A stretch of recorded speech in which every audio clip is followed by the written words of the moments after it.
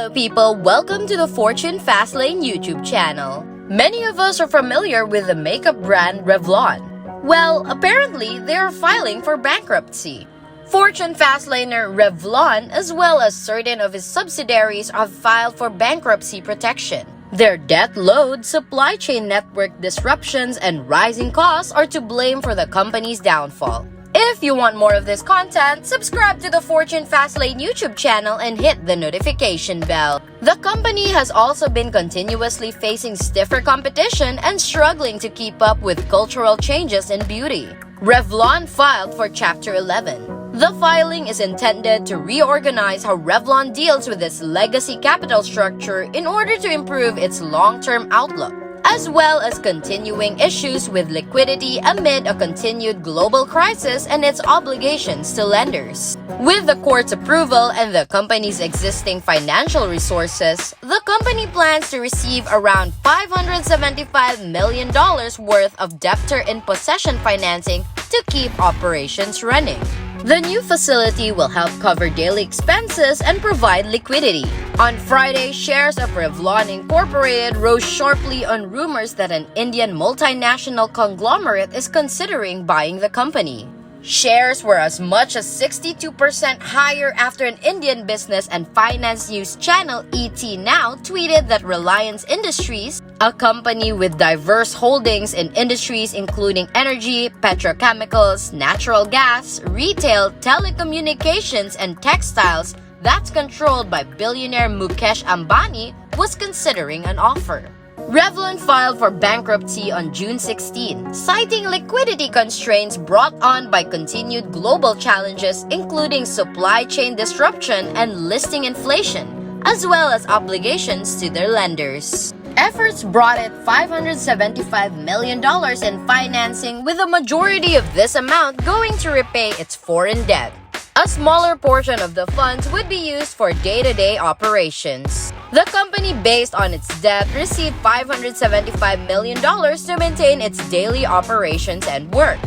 According to Revlon President and Chief Executive Officer Deborah Perelman in a press release issued Thursday morning, the filing will allow Revlon to offer our consumers the iconic products we have delivered for decades, while providing a clearer path for our future growth. She added, "Our challenging capital structure has limited our ability to navigate macroeconomic issues in order to meet this demand." Revlon said they are unable to meet the demand of almost a third of their products due to the fact that they cannot source the materials they need. Raw materials used in Revlon's cosmetics must be shipped from China, and it takes them up to 12 weeks for that product. On top of that, this cost is at least 4 times what it costs today. MacAndrews and Forbes acquired Revlon through hostile takeover in the late 1980s. The company went public in 1996. Perelman says demand for its products remains strong, but their challenging capital structure is constraining its ability to meet financial difficulties. Brands such as Elizabeth Arden, Revlon, and Almay were mainstays on store shelves in recent years due to the heavy debt they were carrying and stagnant sales. However, over the last few years, these companies have struggled with stiffer competition and failed to keep up with changing beauty tastes. Revlon was slow to adapt to the women's shift away from bright colors of a lipstick to more muted tones started in the 1990s. Revlon also faced increasing competition not only from Procter & Gamble, but most recently from celebrity lines like Kylie Jenner's, which don't have to invest a lot in marketing because of their massive social media following.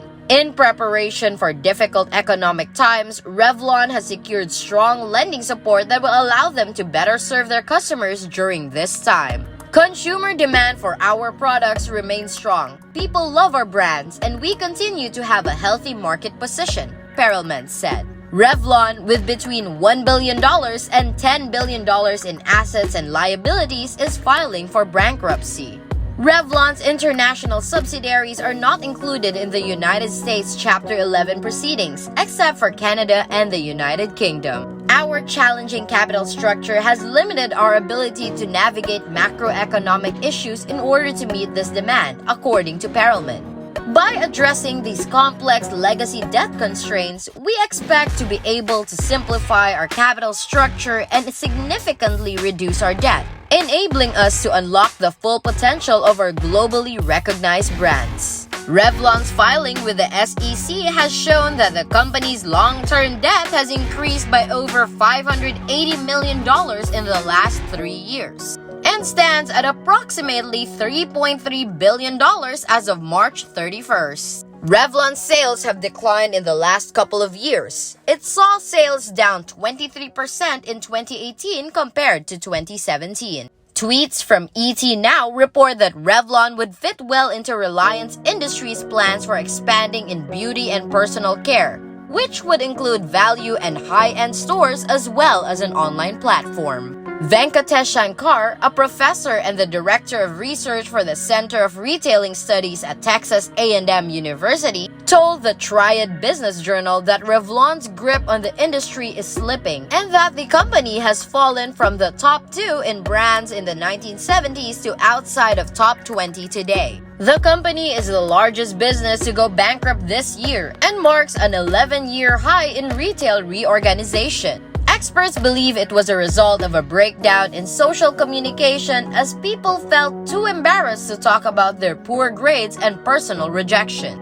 Between 2010 and May 31, 1,066 store closings were announced, but only 143 bankruptcies so far this year. With the perfect time to buy now, there are fewer bankruptcies and less stores closing, but retail vacancies are on the rise. With consumers looking to save from rising inflation, interest rates, and with increasing pressure of the environment, experts predict more retail companies will be pressured to restructure, particularly because many of these businesses are struggling with ongoing supply chain challenges that have left them in the wrong inventories. MacAndrews and Forbes Company Limited filed for bankruptcy and listed liabilities between $1 billion and $10 billion, according to an update on the company's website from September 13, 2017. That's it for this video, Fortune Fastlaner. Remember to subscribe to our channel, and if you feel like we've delivered value, please share this video with one person.